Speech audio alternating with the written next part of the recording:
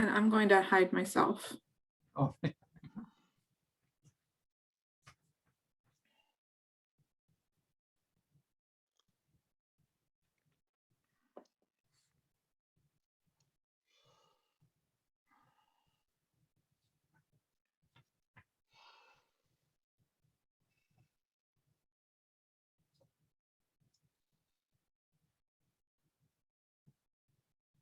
Hello, welcome everybody. While you're settling in, we'll give it another minute before we start.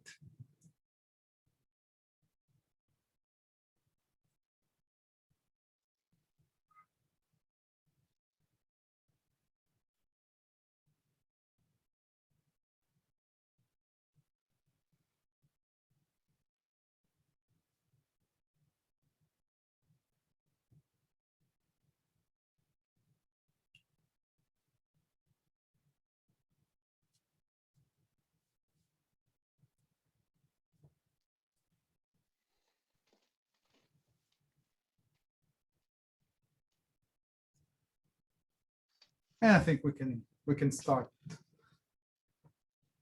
Good afternoon, good morning, wherever you are. Welcome to our book event today.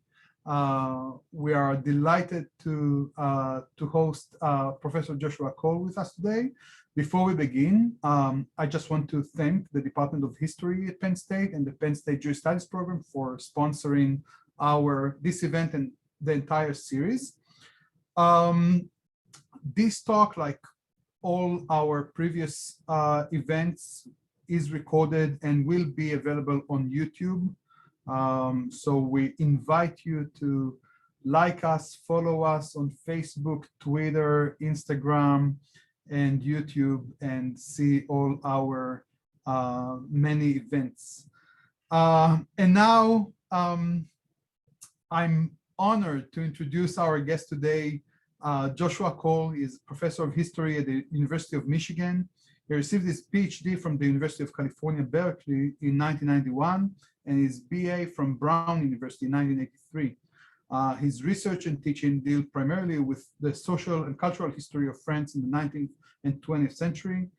And he has published work on gender and the history of population science, colonial violence, and the politics of memory in France, Algeria, and Germany. He is the author of The Power of Large Numbers, Population, Politics, and Gender in 19th Century France, that came out with Cornell University Press in 2000. And he's also the co-author with Carol Sims of W.W. Norton's widely used textbook, Western Civilization, now in its 20th edition. Wow. His most recent book, Lethal Provocation, for which we gathered here today, The Constantine Murders and the Politics of French Algeria, came out with Cornell University Press in 2019, received the J. Russell Major Prize from the American Historical Association and Alf Hagoy Prize from the French Colonial History Society, and the National Jewish Book Award from the Jewish Book Council. Join me in welcoming Professor Cole to Penn State. The floor is yours. Thank you very much, Lior, and thanks to you and to Michelle for this very, very gracious invitation. So I'm assuming now that I can go ahead and share my screen, which I'll do.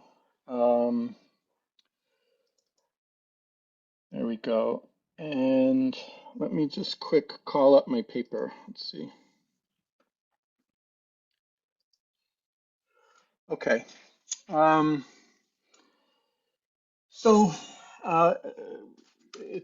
very glad to be here today.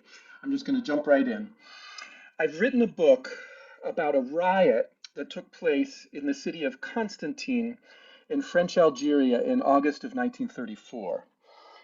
Muslim crowds attacked Jews in the city and several surrounding towns. 28 people died, 25 Jews and 3 Muslims. Now, these numbers make this the most lethal episode of anti-Jewish violence on French territory during peacetime in the modern era. And curiously, at least 2 books on anti-Semitism in France in the 1930s have been written that do not mention the event. It's not that this has been forgotten. In fact, Jewish families in France remember this event very clearly, and historians have written about it, but it has somehow been removed from the frame because it took place in Algeria, as if this fact requires a different treatment, a different order of explanation. And my book seeks to place this event back into a French frame. I want to see it as a riot in France. So let me start by pointing out that the Algerian Jews and Algerian Muslims who died on August 5th, 1934, all possessed French nationality. It's easy to forget this because of the dramatic cascade of events that happened later. By the late 1930s, a mass-based nationalist movement emerged in Algeria, and by 1962, this movement brought independence for the former French colony. And at the moment of independence, the French settler population, at that point about 1 million people, left North Africa to remake their lives in France. And Algeria's Jews also left in 1962. 90% of them went to France, and about 10% went to Israel. Today, there are virtually no Jews living in Algeria. In 1934, when these riots occurred in Constantine, nobody knew that all this was going to happen.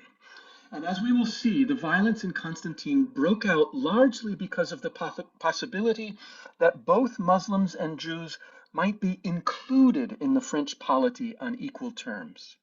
This bears repeating.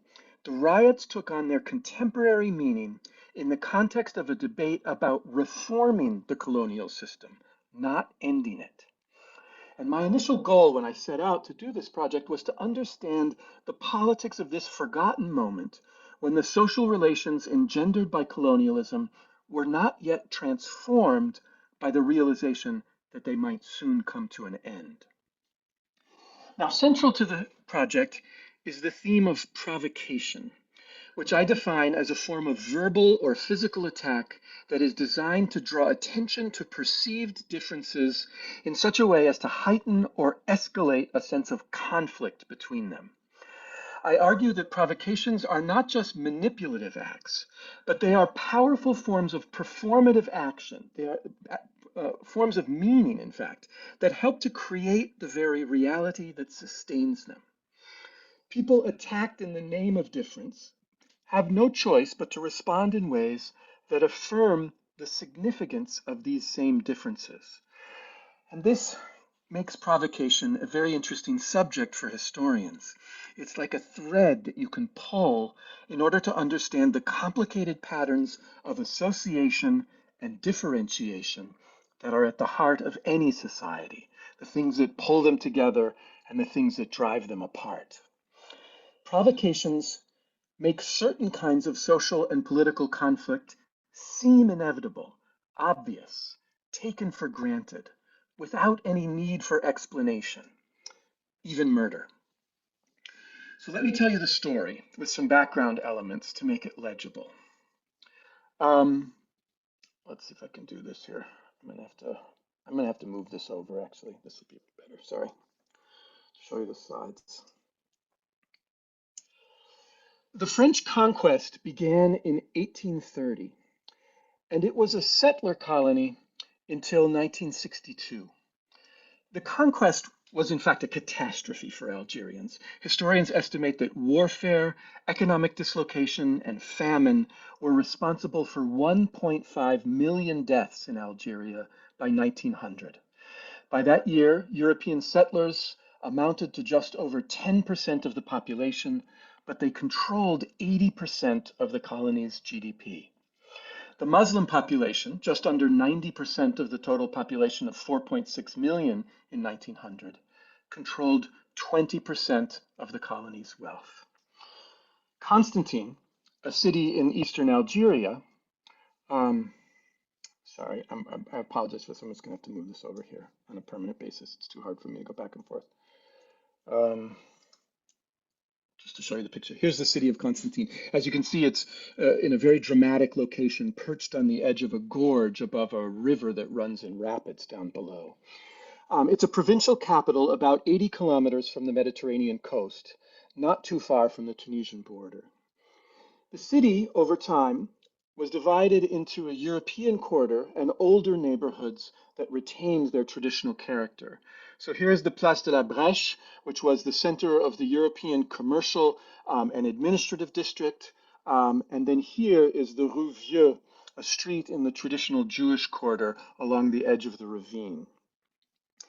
Out of a population of about 100,000 people in the 1930s, just over half were Muslim and about 34% were French settlers. About 13% of Constantine's population was Jewish. In 1837, when French armies besieged the city, Muslims and Jews fought together on the city's walls to repel the invaders. But after 1870, Algeria's Jews were granted full citizenship of the French Republic.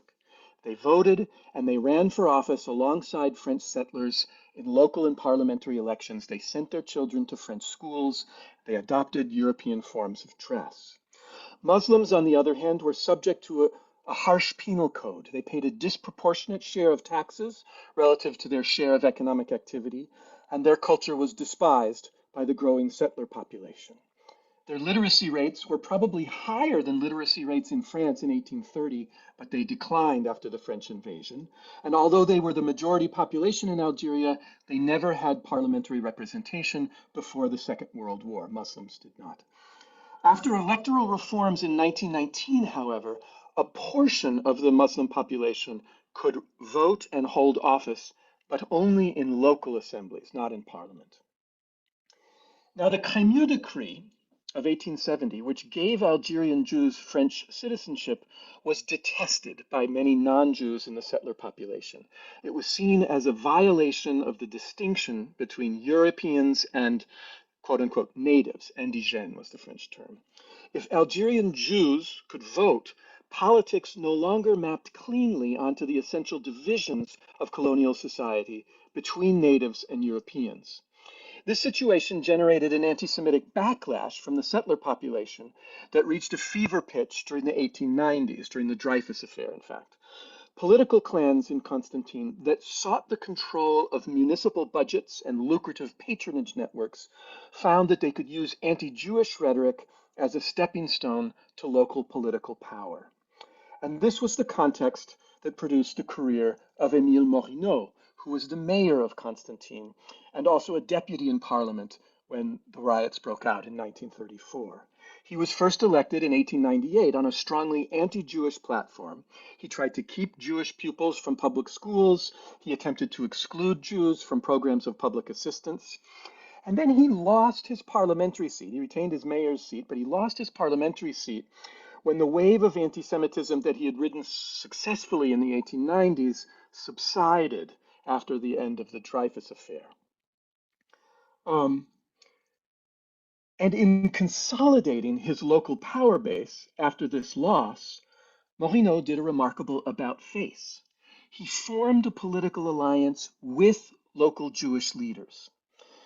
This is odd, I'll admit, but we have to think through the logic. The fact that Jews in Constantine found such an alliance expedient is a good indicator of how vulnerable they felt themselves to be from anti-Jewish agitation. And what about Morineau? Why would he find this attractive? Well, he could count.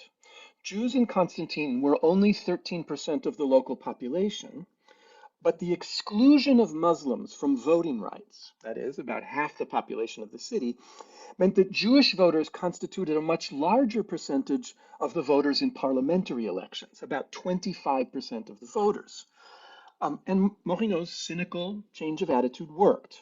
By the 1920s, he had been re-elected to parliament, and he became a reliable supporter of Constantine's Jewish population.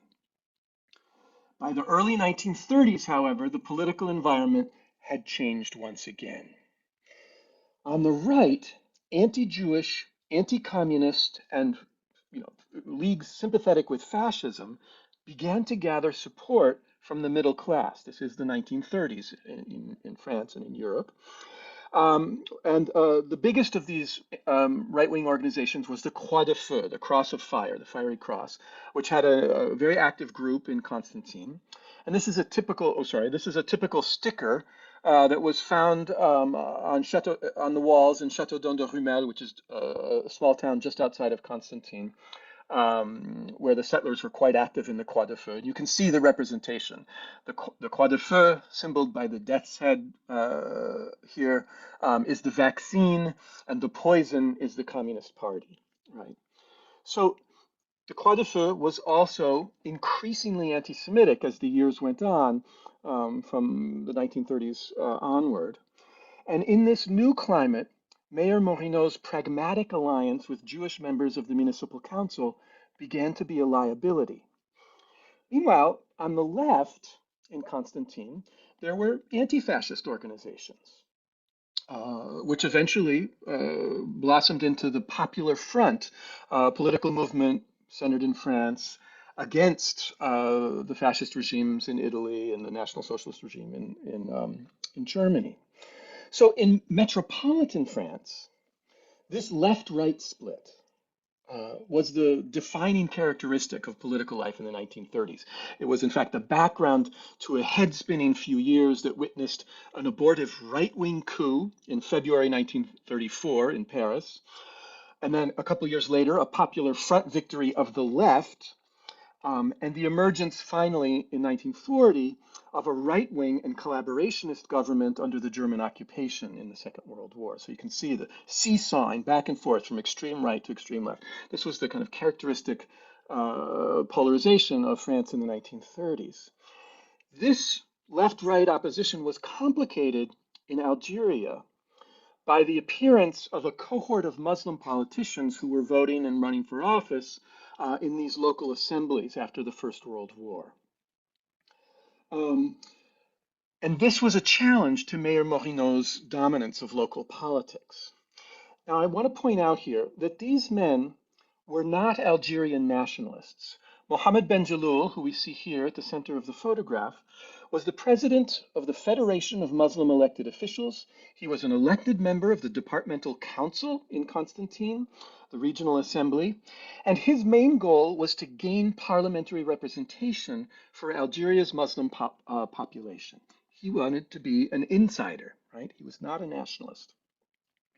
The photographer turned around. This is a very interesting set of pictures after he started to give his speech, and you get a sense here of his electors. These are the people who would be able to vote for him in the departmental elections, for example. All right, so this then was the complicated political context of the riots in 1934.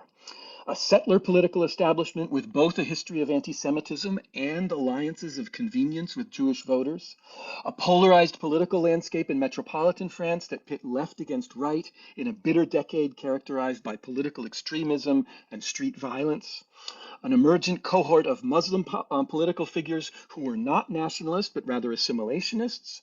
Ben Jelloul's goal, as I said, was to be more of an insider. And in Algeria, a fluid situation in which political identities no longer mapped cleanly onto the primal division between Europeans and natives, indigènes, that was perceived to be so central to political order. So this situation produced tensions on the streets, but I argue that this violence was not inevitable. In the colonial city, the violence emerged from a combination of contingency and human choice. Its meanings were not fixed beforehand, but determined in the aftermath as the differences evoked by provocative acts hardened into seemingly irrevocable fractures. And the puzzle for historians is that such provocations were plentiful enough in Constantine in the 1920s into the 1930s, but they did not usually work until they did. And it's this anomalous nature of the fact that finally the provocations worked in 1934 that I set out to explore in the book. So let's go through the story. The trouble began on Friday, August 3rd, when a drunken Jewish man, a soldier in the reserves, insulted several Muslim men through the open window of a room in a mosque as they washed themselves before their evening prayers. This was the first provocation, although there was disagreement about who provoked who. The argument at the mosque led to several hours of angry confrontation between Muslims and Jews that grew progressively more violent throughout the neighborhood. Attempts by the mufti of the mosque to quiet the crowd failed, and a large crowd gathered before the Jewish man's apartment. And when soldiers arrived after dark, members of the crowd shouted, "Vive la France!" indicating perhaps that they assumed that the soldiers shared their anger at their Jewish neighbors. By the time the police and soldiers succeeded in clearing the streets, a Muslim man had been shot in the stomach by an unknown assailant. He would die 3 weeks later. But news of his lingering agony in the civil hospital spread throughout the town, further angering Muslims in the city. Now, the next day, Jewish and Muslim leaders met with each other. They were not retreating to their respective corners. They were going to each other's apartments. They were trying to meet the crisis, and they met with authorities as well in an attempt to prevent further violence. The local chapter of the International League Against Anti-Semitism, an anti-racist organization, published a poster pleading for calm. And you can see here some of the rhetoric of this poster. I don't have time to go through it all, but this, it's calling on Muslim comrades, Jewish comrades. An incident broke out. We must not let this deteriorate into racial hatreds. They use the language of racial struggle, as you can see here. And this poster went up not only in French, but also in Arabic. Now, these efforts to calm the situation failed. Late in the afternoon on Saturday, word had gone out that Mohammed Ben Jalloul, the president of the Federation of Muslim elected officials, had called for a meeting outside the city on a hillside clearing known as the Pines, Les Pins. This is actually a photograph from earlier in the century, from 1900, but I chose it because it allows you to see the area where people would gather. You can see the gorge runs between the central part of the city and this wooded area of the pines, which forms a kind of natural amphitheater. And this is where people thought that Mohammed Ben Jalloul was going to speak on the morning of August 5th, on Sunday. Now, the prefect refused to give permission for Ben Jalloul's meeting at the Pines, but the next morning, a crowd began to gather there in any case, and it's just across the bridge here, the bridge at El Cantara from the old city, as you can see there. Told by a messenger that Ben Jalloul was not going to speak, the crowd dispersed, and groups of people began heading back across the bridge into the old city. And the central Jewish quarter is right about there. At that moment, a clearly malicious provocation occurred. Unidentified men ran toward the bridge from the central city's main streets, shouting that Ben Jalloul had been assassinated.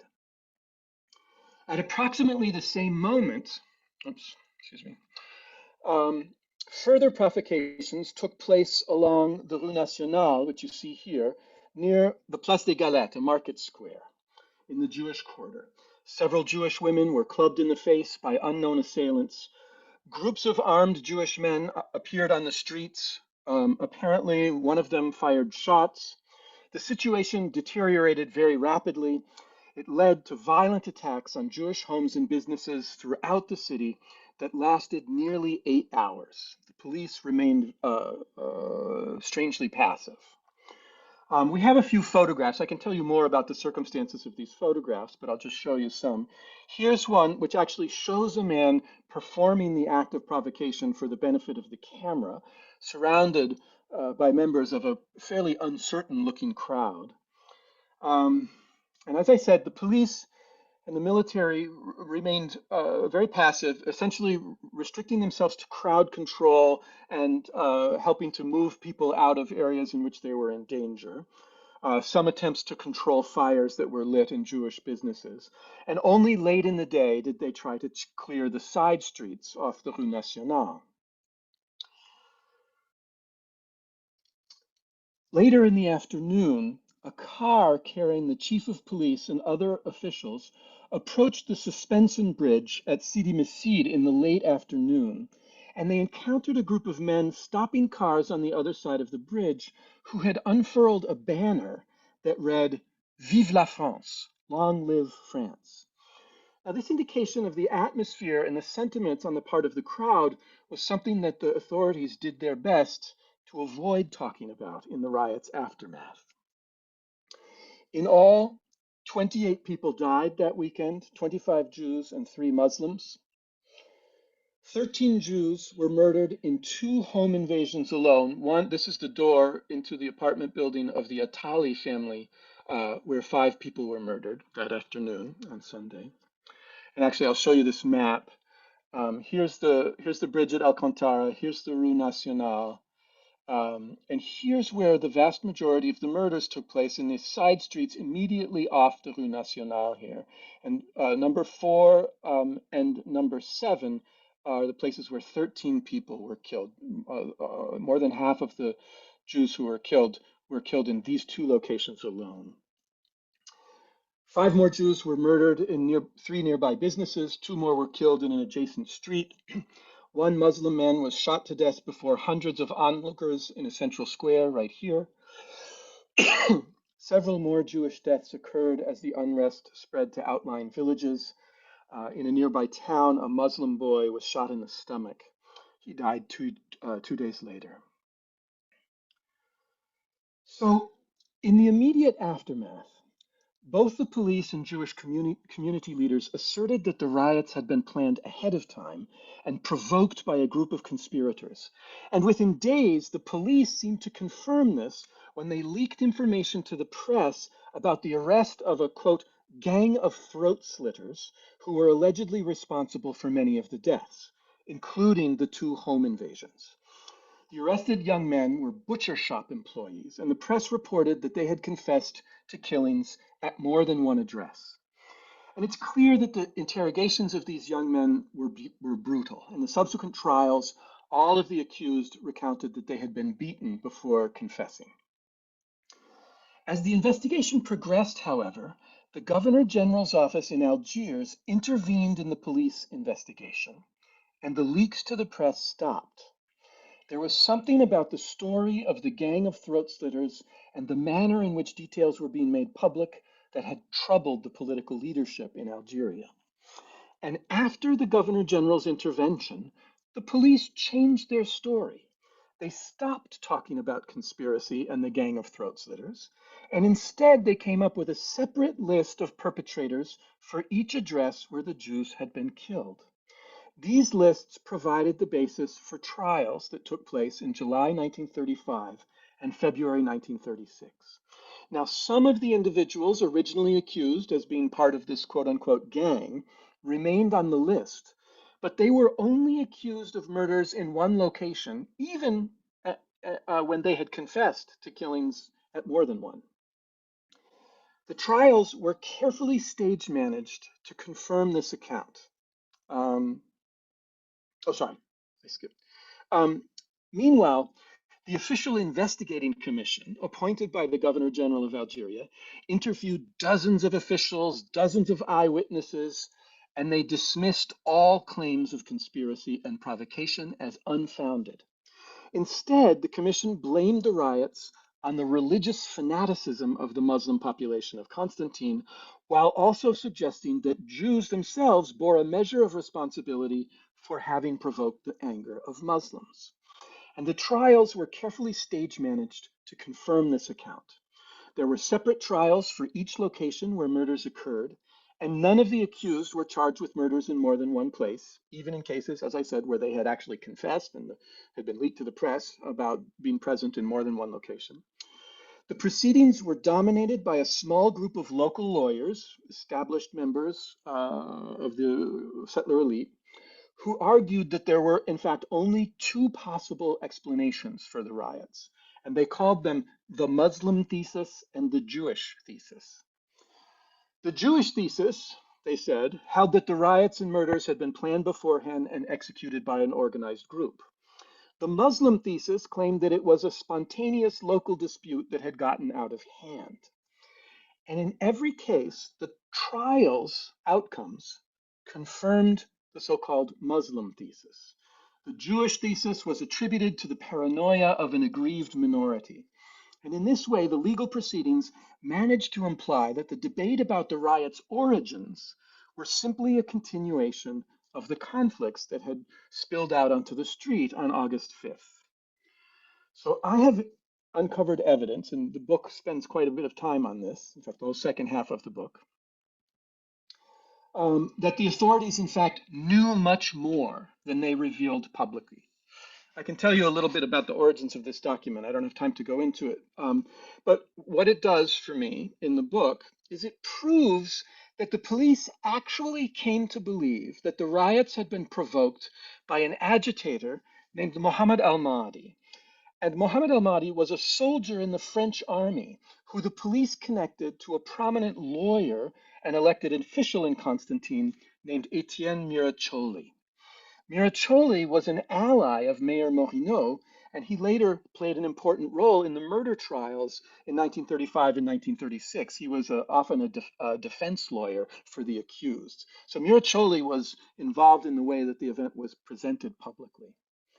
So other documents, military documents, place Mohamed El Maadi at the site of a home invasion where 5 people were killed, the Atali home, at the precise moment that the killings were taking place. And this also places him near the sites of other killings. El Maadi himself appeared as a witness for the prosecution for the murders at the Atali family home. And in this trial, he was presented as one of the first soldiers who burst through the door while the killers were still present. And Etienne Miracholi served as a lawyer representing the families of the victims at the same trial. So the appearance of these 2 men at the trial poses so many questions about what people knew at the time about Mohamed El Maadi's actual role.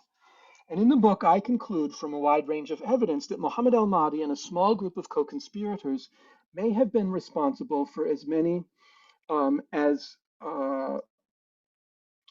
20 of the 25 Jewish deaths on August 5th. And there's more. Mohamed El Maadi, we can see him here in this photograph from 1943, is no ordinary conspirator. He is, in fact, a notorious figure in the history of political extremism in France, later well known to the French police as a member of a violent terrorist organization that unleashed a campaign of assassinations and bombings in France in 1937 and 38, 4 or 5 years later after the riots. This right-wing network, known in the contemporary press as the Cagoule, brought together militants from nationalist leagues in France who sought authoritarian or fascist solutions to France's political crisis in the 1930s. The Cagoule's most notorious figure, the assassin and terrorist Jean Filiol, recruited Mohamed El Maadi into the organization. Mohamed El Maadi was arrested in 1937. He was detained for 10 months for his connection to this terrorist group. And later, during the Second World War, Mohamed El Maadi became an enthusiastic supporter of French collaboration with the Nazis and a propagandist for Vichy's anti-Semitic campaigns. And he, in fact, finished the war in the SS, the recruiter and commander of a brigade of Algerians who fought with the Germans against the French resistance. Now, let me be very clear here. Mohamed El Maadi was a French Muslim man who was not an Algerian nationalist. And in fact, he was a 3rd-generation French citizen by birth. Both of his parents and both of his grandfathers were also French citizens. One grandfather, married to a French woman, served in the French army. His other grandfather and his father held office in the colonial administration. And El Maadi himself studied at the Sorbonne in the early 1920s before enlisting in the French army. He fought in the Rif War in Morocco. He remained in the army until 1937. And he was, in fact, in Paris during the abortive right-wing coup attempt in February 1934. So given his subsequent history in the Cagoule and under Vichy, it's important to recognize that El Maadi's engagement, his anti-Jewish engagement, was linked to his embrace of an extreme form of French nationalism that was also viciously anti-Semitic. His engagement in 1934 was not an expression of a specifically quote-unquote Muslim anti-Semitism. Sometime in the early 1930s, he became involved with right-wing militants in France who advocated violent attacks on the Third Republic and on leftist politicians. And his participation in the murders of August 1934 marked an important step in his political evolution toward a form of fascism with deep roots in the history of French colonialism. Because El Maadi's participation in the Constantine murders remained unknown to most people, contemporaries blamed the city's Muslim population as a whole for the murders on August 5th. This also meant that Mohammed Ben Jalloul's campaign to gain parliamentary representation was tainted with the stain of murder. And this was in fact Mohamed El Maadi's goal. He and his co-conspirators assumed that the riots and murders would drive Muslims in Algeria to forge a bond with French extremists by encouraging a shared hatred of Jews. And this was the story that the Governor General's office was so anxious to conceal. The fact that a French soldier in uniform on the streets in August 5th, 1934, was implicated in the murders in at least one location could not be revealed to the public. The possibility that he was connected with right-wing French extremism was explosive. It was preferable to blame the allegedly primitive conflicts between two populations that could not tolerate each other and assert that the riots had nothing to do with France. And this was, in fact, the conclusion, as we have seen, of the official investigating commission in a report that was never published at the time. So my book argues that this claim is wrong. Frenchness was a moving target in Algeria in the 1930s, and the riots had everything to do with the complex battles that were being fought in France's name. When he was arrested in 1937 for his activities in the Cagoule, El Maadi announced to his interrogators, "I love France very much and ask only to serve her." In a political manifesto that he wrote during the Second World War in 1943, when he was working with the Vichy regime, he expressed bitterness that his struggles on behalf of French nationalism had not been recognized. This is one of the reasons that he ends up in a German uniform. He attributed this failure to recognize his contributions to an anti-North African prejudice that came from the settler population itself, which did not appreciate his willingness to participate in their political projects. And in this manifesto, he envisioned an alliance of the allegedly superior Aryan races of Europe with the superior Berber races of North Africa. In other words, he imagines what he calls a Eurafrican form of fascism. And that's the phrase he uses, Eurafrica. So in this 1943 manifesto, El Maadi himself cited the riots of Constantine as a misunderstood act of French patriotism. Speaking of the settler establishment's attitudes towards Algerian Muslims, he wrote, "They call us dangerous agitators and hateful anti-Europeans. Once the threat to their interest becomes clear, they take this step. For them, everything is a pretext. The event of Constantine, August 5th, 1934, provoked, he said, by the abuses and the insolence of the Jews, will be deformed and presented to public opinion as an infringement on French sovereignty, even though these pogroms were carried out to the accompaniment of people shouting, 'Vive la France.'" So let me sum up. That's a direct quote from his manifesto from 43. Let me sum up. The conventional wisdom about this event holds that the violence of August 1934 was the natural and inevitable result of hardened ethno-religious boundaries that had been a part of North African history since before the French conquest. I argue the opposite. This period was characterized by many political experiments that crossed the boundaries, separating Jews from Muslims, French from native, European from Algerian. The ostensible goal of these experiments was to make French Algeria more inclusive, but they often worked at cross purposes because there was a lack of consensus about what kind of Frenchness this inclusiveness would serve. Attempts to expand the voting rights of Algerian Muslims were detested by the French right, and they sought to provoke violence in order to guarantee their failure, and second, to recruit Algerian Muslims like Mohamed El Maadi to a different program for inclusiveness, an alliance between Muslims and the hard right, founded on a presumed shared hostility to Jews. This right-wing project ultimately failed. In fact, Mohamed El Maadi is one of very, very few people who respond to these overtures. But in spite of this failure, on August 5th, El Mahdi's provocations worked. The murders committed on August 5th hardened the social boundaries between ethno-religious communities in Constantine. They made further experimentation that much more difficult. And the drama of subsequent events, the emergence of a mass-based nationalist movement, the violence of the War of Algerian independence, the ultimate departure of French settlers, and the departure of Algerian Jews in 1962 make this violence seem like a foregone conclusion. But it was nothing of the sort. As I say in the introduction of the book, this is a terrible story about an event that unfolded in the harsh glare of imagined futures that never arrived. Thank you.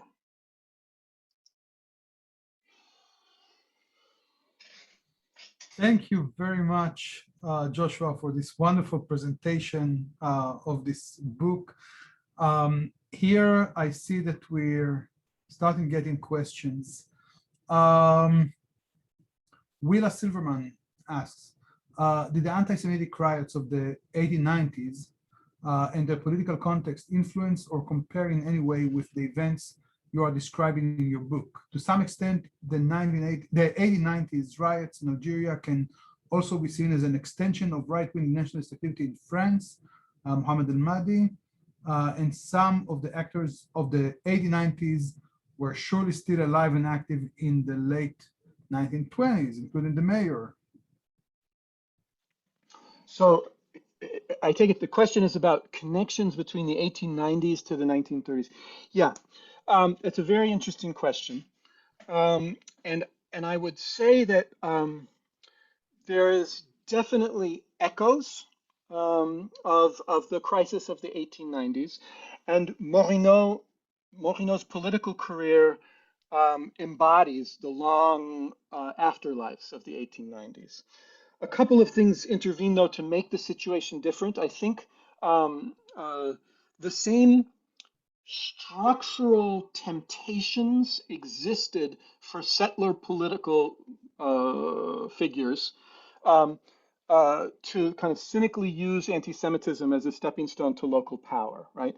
If you were running for office in Algeria, either in the 1890s or in the 1920s and 30s, you had a choice. You could cultivate relations with the local Jewish establishment and try and corral a portion of the vote, and that would help you form your majority.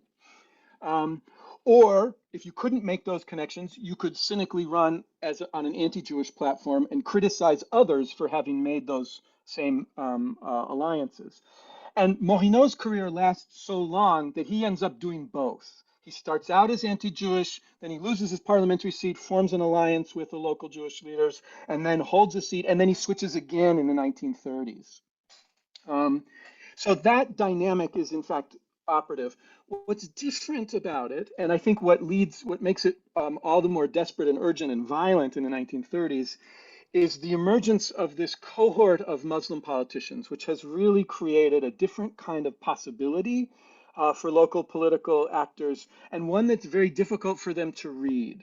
And so I spend quite a bit of time in the book talking about the moment after the First World War in which local politicians are forced to reckon with the appearance of this cohort of Muslim politicians, and they're trying to figure out whether they should ally with them, co-opt them, attack them, and of course, in the end, they do all of those things. And out of this bitterness, a different kind of political dynamic emerges that leads ultimately to this violence. Yeah. I hope that answers the question. Thank you. Another question. Can you address whether French efforts to divide Berbers and Arabs influenced the portrayal of the 1934 events? So let me say first of all, so the portrayal of the 1934 events is actually a fairly complicated subject. And my book is really not so much about the memory of this event. I talk about the period after it occurs in some detail, but I don't pursue it past the period of the Second World War. And in fact, the story of how people interpreted this event and what it eventually came to mean for Algerian Jewish families, for Jews in France, for the Muslim population of Constantine, is a very complicated subject that is shaped by the drama of everything that comes later. The emergence of the nationalist movement, the French-Algerian War, the violence of that conflict, inevitably. So my my book really focuses on what I realized was a completely unknown local story. And the question about did perceived divisions between so-called Berber groups and Arabs in the interwar period have an impact on the story? I think it did inevitably. So, for example, the cohort of Muslim politicians that emerges, they're all locally based. There's not one federation for all of French Algeria. In fact, ultimately, there is an attempt to create one of those, but it fails in the 1920s. And what emerges as more successful are regional associations of Muslim local officials. And in those regional um, organizations, it's clear that local families, their alliances in particular areas, with Berber groups or with Arab groups, plays a role in how their political mobilizations work. It plays a role in who emerge as the notable figures in the movement, who become the local spokesperson, and who eventually hold offices in local assembly. And those are moments that are both sometimes tense, and also there are clear evidence that they're in cooperation with one another as well. Ben Jalil himself is a quite charismatic figure who tries very hard to impose a kind of discipline on his federation, and that issue that you raise is one of them. I don't think it's one that actually has an impact on the riots or themselves, and as far as I know, I haven't seen people talk about um, uh, kind of distinguish between Berbers and Arabs in interpreting the meaning of the violence on in 1934. I haven't seen evidence of that. Yeah. All right, thanks. Next question. Thanks so much for this informative presentation. Could you speak more to the origin of the Crimea Decree? Perhaps why a similar policy was not adopted in Tunisia or Morocco? Right. Well, it's very clear that the reason that Tunisia and Morocco are not included is because they're protectorates. So Algeria has a special status in the history of the French Empire. It's a North African territory that is actually absorbed into French civil territory in 1848, and it's in fact not governed through the Ministry of the Colonies. It's governed through the Ministry of the Interior.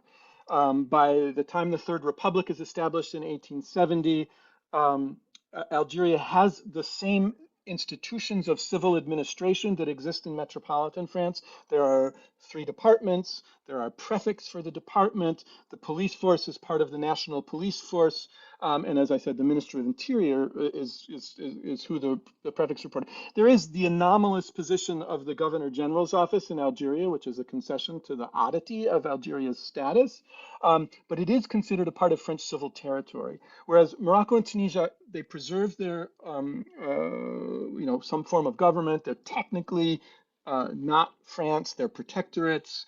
And historians still deal with this today. If you want to work on colonial Algeria, you go to the overseas archives in Aix-en-Provence. But if you want to work on Tunisia and Morocco, you have to go to the archives of the Ministry of Foreign Affairs, because they were technically other countries. So that's why Moroccan Jews and Tunisian Jews aren't.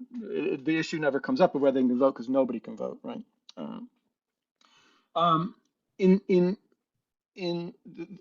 the position of Jews on Algerian Jews becomes an issue in 1848 and again in 1870 when Republican institutions are formed for French Algeria because of the condition of universal suffrage, universal male suffrage. All adult men can vote in the Republic, and the existence of quote unquote native Jews, indigenous Jews in Algeria, is an anomaly for the French Constitution because French Jews gained citizenship during the revolution in 1791. Doesn't mean that they didn't continue to, face latent anti-Semitism, but they were citizens. And so there was this oddity that by making Algeria a civil territory, there was now a category of Jews who did not have citizenship. And in the kind of tumultuous moments of the foundation of the Third Republic, which, as you remember, comes at the end of the Franco-Prussian War during a moment of revolutionary uprising in Paris, it's quite a complicated, chaotic moment. The Minister of Justice of the new Third Republic is Adolphe Crémieux, who is himself Jewish. He's a revolutionary activist from 1848, quite a sort of powerful figure, and he is helping to shape the rules regarding Algeria, and he manages to push through the Crémieux decree at this quite chaotic moment that grants Algerian Jews French citizenship. It's not a huge number of people. It's really only like 30 or 40,000 people, but it's significant for the way it divides the indigenous population into two groups: a Muslim population, which is denied rights, and a Jewish population, which suddenly has to reckon in all sorts of complicated ways with their political assimilation, and their cultural and social assimilation happens later under conditions that are not easy, obviously. Yeah. Thank you. I have a question that is kind of a follow-up on that, and I'll use my privilege as the host to ask. What surprised me in reading your book and your talk now, and maybe it's out of my ignorance on Algerian history, was the relationship of the Muslim Algerians with French nationalism and the questions of citizenship and belonging. And I thought that, obviously you complicated the story quite a bit. And I wonder if you can elaborate on these categories of belonging on the part of the Muslim Algerians. Right. So this, I think, is something. Was part of something I really wanted to do because the history of the interwar period in Algeria has been kind of shadowed by the need to tell the history of the nationalist movement and eventual Algerian independence. There's been, I think, a tendency to look at the reform efforts in the interwar years, attempts to reform the colonial system, as just kind of failures on the part of the French, too little, too late. Obviously, kind of cobbled together. Nobody was really serious about colonial reform, and I think that's a mistake because the closer I looked at it, I realized that the efforts to reform the system, which of course they did fail, they didn't work, but it involved an enormous number of people. It wasn't just something that was happening from the top down, from administrators in Paris or the Governor General's office in Algiers, right? The attempts to shape a reformed colonial system, which include extensions of voting rights to Muslims, was actually shaped by the participation of many Muslim Algerians, right? The Federation, and it's very hard to tell the story because everything is overshadowed by the need to explain what happens later, and it's very hard to remember what people didn't know about the future, right?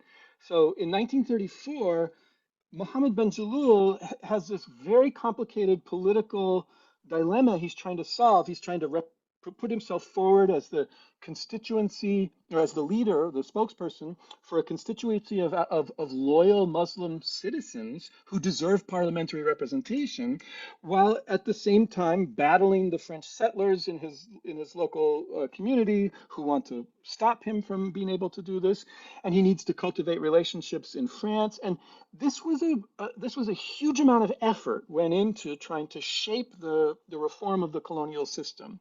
And I think we need to remember that it was possible at this time to imagine a kind of French Muslim that would be taken seriously as a citizen, and that people who, if Benjelloul was successful, that they would have a political movement. The fact that it failed doesn't mean that we don't have to kind of get into the nitty gritty about how it worked at this moment. And I think that's part of what my book is trying to reconstruct. Yeah. I hope that was clear. Sorry. It was and very intriguing. So if we don't have additional questions, I want to thank you again for this wonderful presentation, and I really recommend reading your book. It's fantastic. It's readable, and thank you very much for all of you who attended the talk, and we'll see you soon. Thank you very much. Thank you. Thank you very much. And thank you for coming and listening to it. Let me know if you like the book. Let me know if you believe my argument. This is still a sore point. I'm not sure if I'm right.